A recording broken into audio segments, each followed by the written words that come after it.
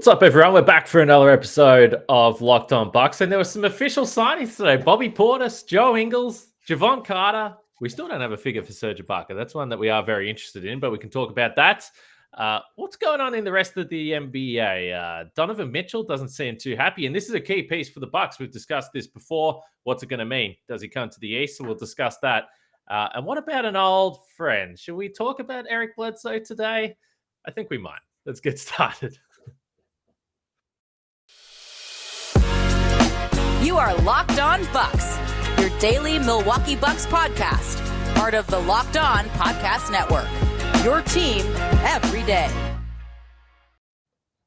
Welcome to Locked On Bucks. I'm your host, Kane Piven. You can see and hear me on this show Monday to Friday. And don't forget, this Saturday, post-game podcast, Summer League. The Bucks are back on the floor and we're doing it. I don't know why we're doing it, but we are doing it. So make sure you check out the post-game podcast. You can also find my stuff over at ESPN and with us as he is every week from the Bucks Radio Network, Justin Garcia. And we thank everyone for making Locked On Bucks your first listen or first watch of every day. That we're still on the climb on the YouTube subscribers. We're up to 3.65K. I think we can get to 4K by the end of Summer League, potentially when the Bucks win the Summer League Bo Championship, which everyone is very excited about. I'm telling you, one thing, if I come up with a joke, don't encourage me, Justin. And I had one YouTuber say that they laughed at me saying the Mahjong Summer League Bo Championships, and now I'm just going to continue running with it until it is no longer possible. Are you doing anything radio-wise for Summer League? What's the deal? No, we are not, which does kind of surprise. No, I'm with you. I've kind of brought it up the last few years, and it's fallen on deaf ears. I mean, I'm honestly surprised that the Bucks don't do anything either digitally. That, I mean, it's an easy win to utilize. I would certainly do it. I'm not advocating for that, but to use people that you have. I know I just saw Zora yesterday. She's going to be there doing some stuff for NBA TV, but like, this is the type of thing you would think you would do, like a digital broadcast, and just kind of stoke some more excitement. So I'm kind of surprised, not just radio, but the Bucks in general haven't really done anything for that. Yeah, I don't know what the the rights are for Summer League. It always is an NBA TV / bit of ESPN stuff there. So who knows? But we know our guy Nick Monroe will be providing some excellent content on the Bucks social channels, which brings me to my first point. I mentioned that the Bucks officially, Bobby Portis officially back, Joe Ingles officially here, Jevon Carter still waiting for the figure for Serge Ibaka, but I did see a piece of social content which made me wonder whether the Bucks wanted to sign Bobby Portis purely for this tweet that I'm going to bring up here. And it's the 4 more years, Bobby Portis at the White House. And it's just the perfect caption, 4 more years. And I would like to think that, first of all, Bobby Portis deserves the 4 years, but I would like to think that they just really wanted to go for the social media content, the 4 more years tweet. So they had to do it. He tweeted it as soon as the start of free agency, and it was kind of an under the radar hashtag, because as soon as you saw it, you thought, like, man, that is brilliant to have the 4 more years. And I think he may have a shirt out that he worked on that immediately. But yeah, I mean, for him to double back and use the picture of himself at the White House too is just the chef's kiss for that entire tweet. So Luca Vildoza, we spoke about him yesterday. The reports came out that he was going to be waived. I actually missed this, but I saw some talk about it, so I was curious where it came from. You mentioned it, but potentially it was his agent that tweeted something about how he might be re-signed by the Bucks. This is something we discussed yesterday, that I thought that I don't really see the Bucks carrying Luca Vildoza into the regular season on the main roster, but he's been around the team. He's been in the facility. He's been practicing. So I wouldn't – it just was almost kind of something that I could foresee happening, that they would bring him back on some sort of training camp deal. Now, there isn't details there, but I'm just guessing that they will have him around if he doesn't get another opportunity elsewhere. And I think you were the one, Justin, that tweeted that Summer League is a showcase for a lot of these guys. And hopefully there is an opportunity for him to get a full NBA deal somewhere. I'm just not sure whether it'll be in Milwaukee. Yeah, and I guess we're making somewhat of a leap here. Yeah. The tweet that you're referring to, I think I I took everybody at their word of, okay, this is what it translates to, that, or maybe it's somebody speaking out of school too. But I think that was the confusion, is the Bucks announced their summer league roster, and then hours later you see that he's waived, and thinking, wait a minute, he was just on there. But yeah, that was my reasoning behind it, is you still need to fill out a summer league roster. And even if you're released by the team, like, you want to find a job in the NBA. So that's what summer league is really about, to see who stands out. And I did see a few people point out, trying to develop Luca Vildoza, and look, we played him in the playoffs, so they obviously like him and want him here. He didn't play that much in the playoffs, and they also played Elijah Bryant in the playoffs, basically the same amount the year before, and he's nowhere to be found. So I think it's basically just, summer league is Luca Vildoza's opportunity to try to impress, and maybe he'll get a two-way deal with another team, or who knows, a bad team that has a bad, roster situation. He may be able to be the 15th man on that, but it's probably not here. Yeah, well, the Bucks, we don't know what's going to happen with AJ Green. We'll get a bit of a look at him here in Summer League in the upcoming days. And I did see a pretty cool stat, though, with Luca. And it was, and I don't know whether this is a verified statistic or record, so I'm just relaying something I saw on Twitter. I believe it was Hoops Hype that tweeted this out, that Luca Vildoza, the only player in NBA history to play in the postseason, but not in the regular season. So what a guy. Remember the last regular season game, we thought potentially he was going to come in and play minutes. Yeah. It was kind of that weird situation where the Bucks were sort of saying, no, we don't think he's acclimatized yet to the team. And it's like, okay, it's the last regular. What are we waiting for here? Get this guy out and play. But then he had those Showtime minutes there against the Chicago Bulls. All right, I got to ask you about Eric Bledsoe. Now, I hear you scoff there, Justin, but this is a conversation we need to have. After I talk about rockauto.com, who have been sponsoring us forever. Great partners of Locked On Bucks, and you can save time and money when using Rock Auto. If you've got any problems with your car, you need parts, you need little bits and pieces for the interior, you can get them all at rockauto.com. Tail lamps, new carpet, air fresheners, whatever you may need. You'll be able to do it at Rock Auto, because it's a family business serving do-it-yourselfers, and they've been doing it for over 20 years. And rather than going to a chain store, you can save 30%, 50%, even 100% more for the same parts here at rockauto.com. And it's really easy to look through the catalog. I know nothing about cars, but even I know what I'm doing when I go to the rockauto.com catalog. So that's a fair endorsement right now. Go and explore it for whatever you need, and you'll find it as easy as I did. So go to rockauto.com, see all the parts available for your car or truck. Right, Locked On in the How Did You Hear About Us box, so they know we sent you. Amazing selection, reliably low prices, all the parts your car will ever need. rockauto.com. All right, Eric Bledsoe, Justin. Not a surprise to anyone. He's going to be a free agent. He was with the Blazers, never really played. It's kind of a weird situation where they started listing him as having injuries. He was like, I don't even know what's wrong. I'm fine. And I don't think he ended up playing a minute with the Blazers, but he was with the Clippers prior to that. Didn't have a great season. But naturally, when you've got familiar faces like this that's hit the market, it's a question you have to ask. And I saw you tweeting about it, so I want to throw to you first. Any thoughts on Eric Bledsoe? All right. So I was always that was I tell you what, that was a deep breath. For those watching on YouTube, that was a deep breath. Here we go. I was always an Eric Bledsoe fan, and I found it funny that the immediate reaction was bring him home, and all the tweets of, oh, we got to get Bledsoe back here. When I'm not going to say all, but a vast majority of the group tweeting that couldn't have gotten him out of town fast enough 2 or 3 years ago. And I understand it would be a different role. But would it be a nice story? Sure. It makes no sense. Where would Eric Bledsoe play? George Hill is still on the roster, and everybody can point to, well, you would trade George Hill, which in theory, sure. But let's just play devil's advocate here. I would assume that was maybe something on the checklist of things to do in the offseason. Let's see if we can move this roster spot and work out some type of deal.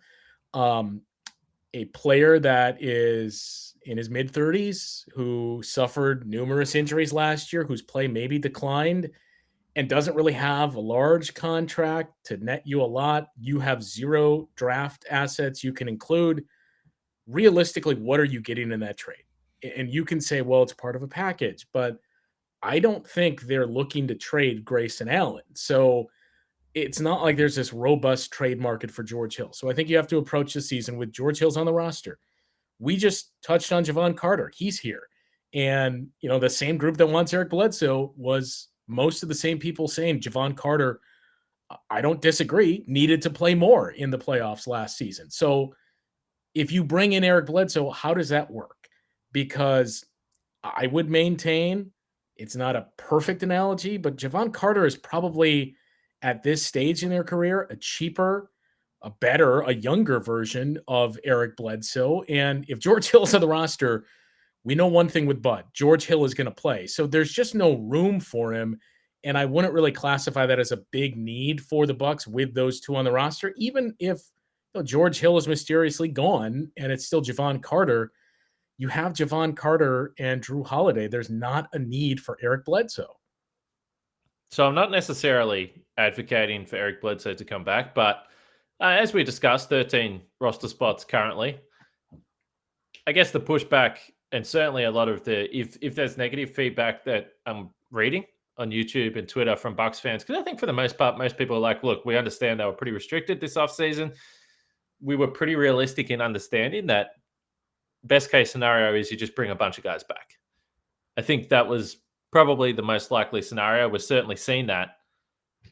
But there is a couple of roster spots. And let's be honest, you're always going to have guys that aren't going to play. And by the way, I will just say this quickly. The George Hill stuff is gone way too far. Like, it's actually starting to, and fine. I'm not saying that he's going to be a player that you want to play every night. I'm not saying he's going to be a playoff contributor. I'm not saying that at all. But the out and out hate for George Hill is just so bizarre to me, and I just don't like it. I don't like it. It's not nice. I'm not trying to say George Hill was good in the playoffs and that he was Kurt Angle. He was trying to play with a broken freaking neck. That's what I was getting at. Like, I agree. Jevon Carter should have played more, but let's also give him the benefit of the doubt of the injuries that he was going. And it wasn't just one. It was the abdomen. It was the neck. It was everything else. So I'm inclined to cut him a little slack and say, okay, let's see what this looks like with an offseason to recuperate in a healthy George Hill. The other thing is the roster is currently at 13. But from the reporting, there was a qualifying offer made to Jordan Nwora. So if we assume Jordan Nwora's back, are we doing that? Let's just do it for the sake of this practice. So that would put you at 14. Yes. I don't think they want to go into the season with a 15-man roster. I think they would like some of that flexibility, like John Horst talked about last year around the midpoint of the season. So I don't think I think the roster is going to be 14. Maybe that's Eric Bledsoe, and they just say, hey, let's load up in the backcourt. Maybe it's somebody else, but I think they're going to go in with 14 players. Maybe it's Jordan Nwora, but regardless, if you ask me what the roster size is, I don't think it's going to be 15 when the regular season begins. I think that might be right. Just on Eric Bledsoe, and again, this is probably why I'm not really advocating it. If you looked at the minutes, and by the way, it was a really weird Clippers roster last year with Kawhi obviously out and the Paul George stuff. But the numbers weren't great. Actually, the year before with the Pelicans, he was actually really decent. good. Yeah, he was decent. And, if you really want to look at the optimistic side of things, you can say, well, there was lengthy conversations that we had on this podcast with Eric Bledsoe that, geez, I really wish he could be a sixth man and not have the pressure of being one of your best 2 or 3 players or one of the players that you absolutely have to lean on in the postseason. He was very inconsistent offensively in the postseason. Clearly, we know that. So's Drew Holiday been, let's be honest. But I would say that Drew Holiday has proven that he can move by perhaps rough nights a little bit better than what Eric Bledsoe proved to over the 3 postseasons that he was here. So, I'm not necessarily advocating for it, but I could given where we're at free agency, given that you're getting players again that are probably going to be veterans, probably going to have question marks that you bring up. But I'm not totally surprised that there would be some Bucks fans that would say, sign him as your 14th man, bring him off the bench. He's probably better than George Hill. I'm not surprised. And look, I think the elephant in the room is I think most of us assume he'll probably end up with the Lakers due to the clutch relationship. And I think he'd be really good with that. Like, that's where he's going to thrive. That's, I think, the other pushback I would have is he old enough? Is he old enough? Well, that's a good point that he's 32, I think. So he needs a couple of years. So maybe he hangs out elsewhere. I was stunned he played 55 games, something like that last year. It didn't seem that high. And I guess, we joked about no games actually played for the Blazers. I mean, it's always quite a sight when they post their thanks for everything, Bledsoe, and the imagery. They did do that, and the imagery is him in warm-ups, just like practice shirt and shorts. So. Okay, we've gone too far. Like, I'm fine, and I understand why they do it. It's good PR.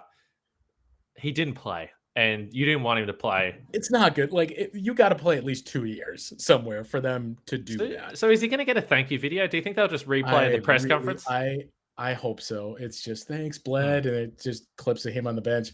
But I don't like the fit with the way that this roster is constructed. That we saw it enough in the regular season and playoffs that the guy that you go to off the bench in this instance, you got to play defense, obviously, but you're going to want some scoring.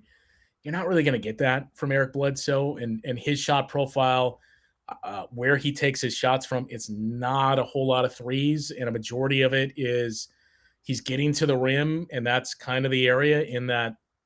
In the paint is where he's getting the shots.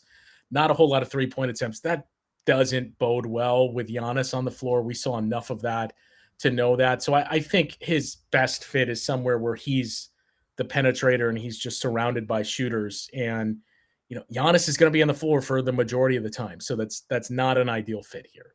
Yeah, and that's where the concerns are, whether it was health last year, whether the real decline has started, but he was only around 59% at the rim, which is career low for him, I believe. He was pretty bad from the three-point line, pretty good in the mid-range, which, by the way, he's always had. He's had that nice little dribble pull-up from the mid-range, which isn't a high-volume shot in today's NBA anyway. One thing I do want to bring up, though, and this would just be, if you really think about this.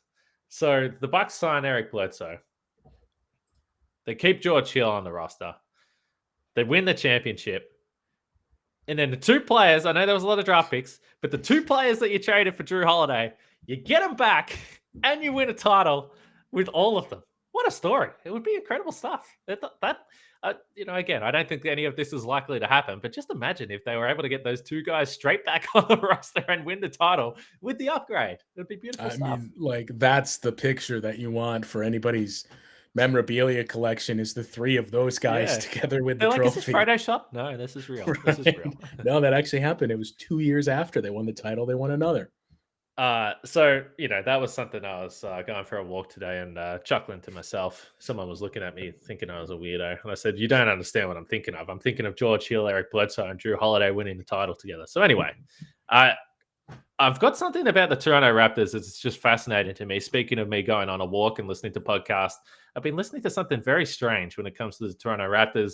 And then, as I mentioned, Donovan Mitchell, we can talk about them after Built Bar. Now, from the people who invented healthy and tasty comes the latest gift to your taste buds. You've probably tried the amazing coconut brownie chunk Built Bar. Maybe you haven't, Justin. But guess what? Your friends at Built have given coconut brownie chunk the Puffs treatment. So maybe they can convince you to try this one. That's right. The coconut brownie chunk Built Bar flavor that you love in a deliciously chewy marshmallow covered in 100% real chocolate. It's like a fluffy cloud of coconut brownie goodness, but stop drooling and listen. They are good for you as well. Low calorie, low sugar, high protein, and delicious, of course, which I've said about 6 times so far. But the coconut brownie chunk puffs are only here for a limited time. So go to built.com.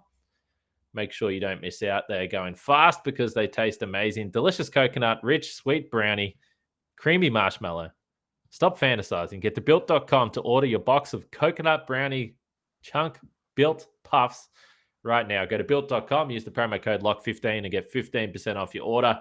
That's promo code LOCK15 at built.com. All right. So, as a lot of basketball fans do, I like to go for a stroll in the morning, grab a coffee, stretch the legs, listen to a couple of podcasts, see what's going on around the NBA world. And naturally, there's a lot of talk about Kevin Durant, which makes a lot of sense. This is the deal that's going to shape the offseason, no question. I'm fascinated to see how it's going to go down. And we know, Phoenix are in the mix. New Orleans potentially could dip their toes in the water. Toronto is an interesting team that's come up. And actually, it makes sense. I think they've got the young players. They've got a couple of players that could probably throw in some picks. So I think, and by the way, Toronto, probably a beautiful place to live as well. I'm sure KD could talk himself into going to Toronto. But the thing that's so weird to me is how many people that cover the game all year, it's their job, and they're like, well, I think Toronto's in it because we know Masai Ujiri, he is ruthless at the trade table. This is a man that knows how to trade for a superstar. And I'm like, what are you talking about? Everyone knew that the trade for Kawhi Leonard was one of the biggest heists of all time because the Spurs were so sick of Kawhi Leonard that they're like, we don't even care. Just give us DeMar DeRozan. This wasn't some sort of like trading genius heist. It was ridiculous. So I don't even understand it. Not only that, so that was basically essentially the first of those I want out of here and I'd like to go try and win a championship deals. So it was before the market really had a chance to set itself. And now it's a million picks. and now it's that you have a 5% stake in the team as well. But by also, the way, they got more for DeJounte Murray than they did for Kawhi Leonard. Yeah. And also part of it is we've seen nothing to really dispute it with the way that the Spurs have been the last few years, but they didn't want to just tear it down and rebuild, that they still wanted to be competitive, which the Raptors, it kind of was do you really believe Kawhi is going to move on? And we know he wants to go to one of the LA teams. And it was almost like the Raptors just being the kid that's like, well, you got nothing to lose, asking the prom queen out, see if she says yes. And they caught the Spurs at the right time. Like, hey, What if we gave you a guy that can help you win 45 games now? Sure, deal. So, I'm with you where that was a total no-brainer move too by the Raptors. I'm not trying to take away from Masai Ujiri. I think he's one of the best in the game. You do as well. But I mean, that was a no-brainer move. If you had a chance to get Kawhi Leonard for the package they gave up when you were butting your head against the wall year after year, and you knew the makeup of the team we have, this isn't going to work. So even if it's a rental, who cares? Because we'll instantly be a better team. Now, I'll concede if he ends up trading Fred VanVleet and Thad Young in a 2-for-1 for Kevin Durant, then I'll concede that this guy is the absolute king of the trade table. But it's just interesting to me. I thought everyone openly acknowledged that was a heist and a weird situation with the Spurs and where they're at with Kawhi Leonard. What about Donovan Mitchell? Because we've and speaking of Kevin Durant, one of the teams that he's suggested that he wouldn't mind going to was Miami, and I just don't see how it's possible with the players that Miami have, unless they would trade in, Jimmy Butler or whatever, which it doesn't seem like they're going to do. So it just doesn't seem like Miami's a destination. But Donovan Mitchell isn't Kevin Durant. And this was one of the places that we highlighted, going back a couple of months ago. Just keep an eye on Donovan Mitchell to see what happens here. Now, I think at this point, Donovan Mitchell's tweeting about it. Everyone understands that Utah are going to be Everyone understands the Utah are going to be really bad next season. So I don't know. I can't really see Donovan Mitchell sitting back and saying, I'm happy to play in Utah for this team that's going to be in the lottery, potentially high in the lottery. So it's just a watch with Miami potentially getting involved here, because while I don't think Donovan Mitchell is a number one guy, I don't think he's really proven that to this point. If you add him to the mix with a Miami team that could probably use another scorer, that's a pretty nice addition. So I'm closely watching what Donovan Mitchell does with Utah. Yeah, I would assume he's gone. There was all of the warning signs that were out there that Brian Windhorst has already gone through.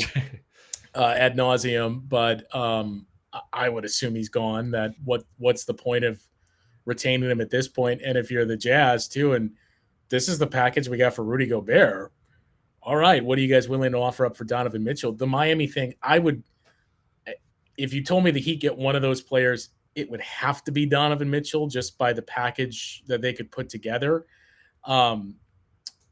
I would be interested to see how that team looks too, because it's almost like you're getting, in some ways, Jimmy Butler's replacement and playing him next to Jimmy Butler. You still got to figure out how to replace PJ Tucker. And you got to wonder if the Kyle Lowry that you saw in the playoffs and the second half of the season is who he is going forward. But it's just comical to me with the Kevin Durant stuff. Like we talked about, the market hadn't been set yet when the Kawhi trade was made. But, you know, to hear from a couple of different teams, and I get why the Raptors are doing it, but to hear the Raptors say Scotty Barnes is not available in a trade for Kevin Durant, what are you doing? Like if Kevin Durant wanted to go there, you give up Scotty Barnes for Kevin Durant because he instantly makes you a team that could win your conference and potentially win a championship. And maybe Scotty Barnes gets there. He's not there now. And you know Kevin Durant is. Tyler Hero, I mean, that's not enough of a package to land a player like Kevin Durant. So I'm very curious to see where it goes. Just because we say that and you look at the teams that are linked to him, I keep coming back to the team that, you know, really has the best package they could offer, which would seem he wants no part of, is the Golden State Warriors, where they could give you a lot of young guys, a player that's already good, and Andrew Wiggins and draft picks. Everything else, you look at the packages and you think, okay, this kind of still feels like I'm taking 80 to 90 cents on the dollar for Kevin Durant.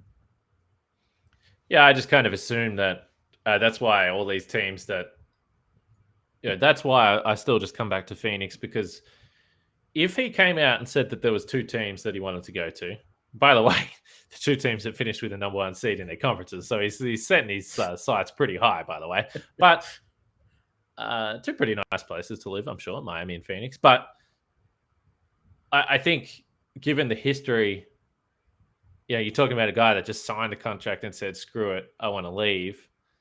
I think ultimately a team that's trading for him would want to feel pretty confident that he's going to stay there. And they're not, you know, he is 33, and I understand it's Kevin Durant. There's some risk there. So I think if you're a franchise, you have to say, well, we better make sure that he actually wants to play. That's why I don't see, you know, Minnesota jumping in on the sweepstakes or something like that. Yeah, and Nate Duncan and Danny LaRue actually chronicled this pretty well earlier today. But yeah, it basically takes realistically every team but Miami and Phoenix out of the mix when, you know, even if you're Toronto and you say, okay, here, we'll give you this and we'll give you Scotty Barnes and we'll give you Pascal Siakam or whatever it is you want. If Kevin Durant is still like, yeah, I'm not really interested in playing there, you can't give up your youth for a guy that, you know, either refuses to report or immediately requests a trade the following year. Yeah, I think that's right. So that, I mean, listen, I doubt it's the last time we talk about Kevin Durant. But anyway, if you want to listen to more of it, you can listen to Locked On NBA podcast. They'll have you covered with all the national stuff. They're probably talking about Chet Holmgren, although, by the way, I think his second Summer League game, not quite as impressive as his first, but who cares? I've said it. Summer League. Get hyped as you need to be. We'll be doing that on Saturday if Marjon Beauchamp plays well. Hugo Besson, these guys are going to get a shot. So we're looking forward to that. But listen to the Locked On NBA podcast after you're done with us here at Locked On Bucks. And shall we wrap it up, Justin? Any final thoughts you need to throw out there? The final thought, so I put it through the translation, the tweet that got everybody going on Luca Vildoza. What do you want? The good news or the bad news? The bad news is that the Bucks are going to cut you. The good news is that they're going to rehire you on Friday. They're super happy with Luca Vildoza. Stay with them all season. So the last part is kind of what makes you somewhat raise an eyebrow. They stay with them all season. The rest of it, we kind of talked about it before too. It seemed like it was just, okay, they're releasing him, but he's obviously going to be on the Summer League team. Maybe it's an Exhibit 10 deal. And you see where it goes from there, that we talked about the roster being at 14. I think going into the season, maybe he becomes that 15th guy if, you know, you keep it there. But the the last line of stay with him all season is the agent being overzealous here? Or is there something we don't know? Yeah, look, we've spoken about the Bucks tax situation endlessly that I just don't foresee the Bucks throwing out guaranteed money willy-nilly, as they say. So we'll see how this plays out. But again, all those guys have been hanging out together, so it won't be a surprise to see him. And I do think he is going to be a fun player at Summer League, so I'm looking forward to checking him out as well. Couple days still until the first game, but as I mentioned, we'll be back on the weekend doing a post-game pod there. We'll come up with something tomorrow. Who knows? But we appreciate you listening. For Justin and myself, we'll speak to you guys tomorrow.